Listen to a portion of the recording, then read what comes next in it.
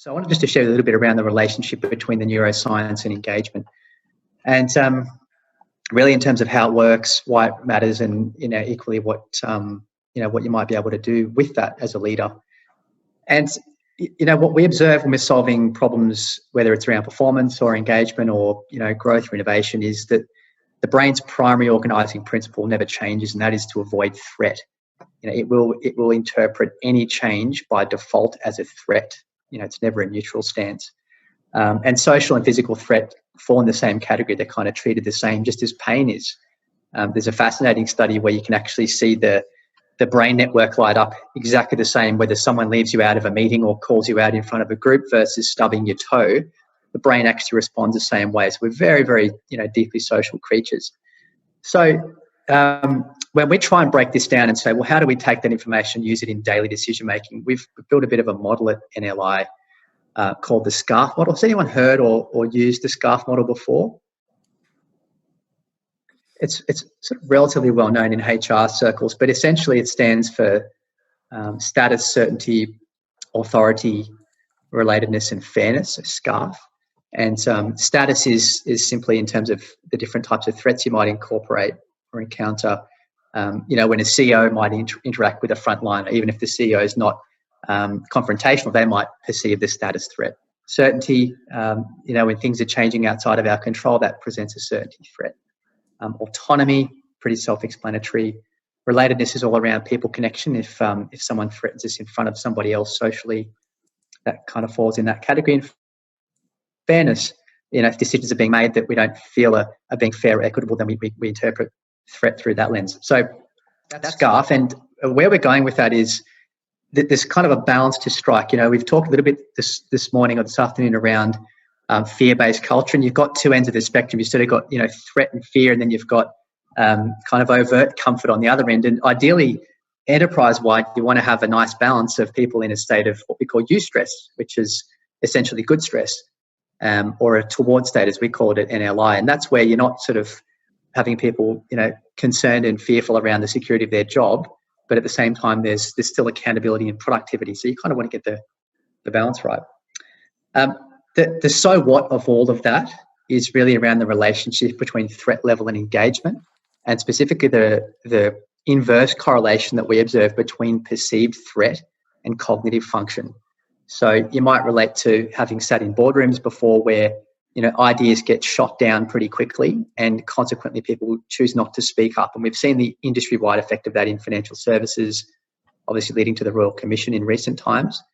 But essentially, it plays a really, really significant role in people's cognitive function if they're experiencing a threat level that's not sustainable. So, if performance is important, if innovation's a priority, if speaking up's important, in the enterprise, then getting a grip of threat is really, really, an essential undertaking.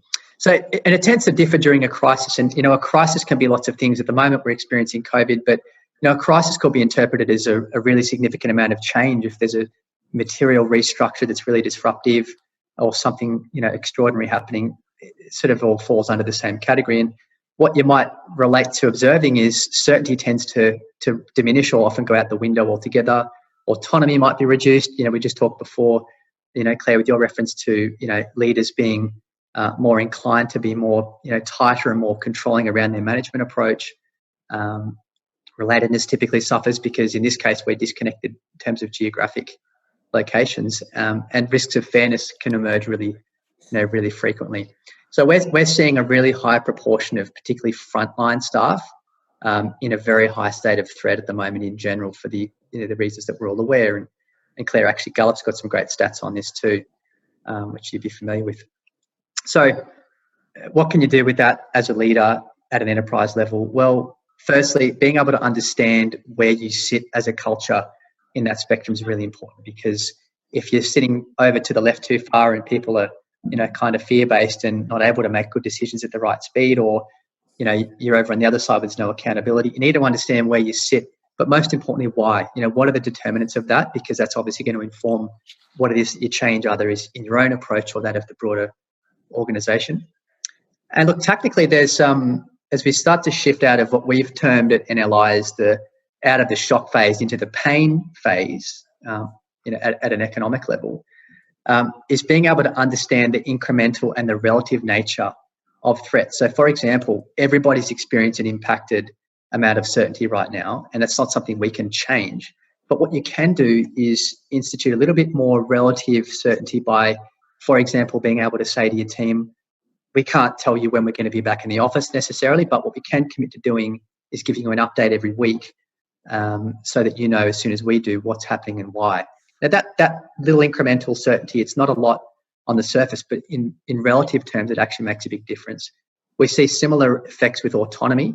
Wherever you can increase people's autonomy, in line with exactly what you described, Claire, around managing to outcomes rather than necessarily activities.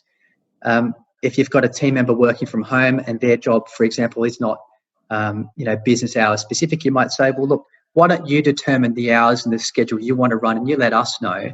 And that, again, that's a little bit of an autonomy bump that helps to offset the massive loss of certainty and and often confidence that people are experiencing. So, a couple of things there that you can do both individually and across the enterprise. And then the final part that we observe is just the genuine value in being able to really narrow people down on what to focus on, and trying to minimize the noise, keep them focused around the outcomes we're trying to drive, and then really getting out of their way and allowing them to sort of get on with the job. So we certainly concur with that view, and we're seeing some great results, clients following that approach.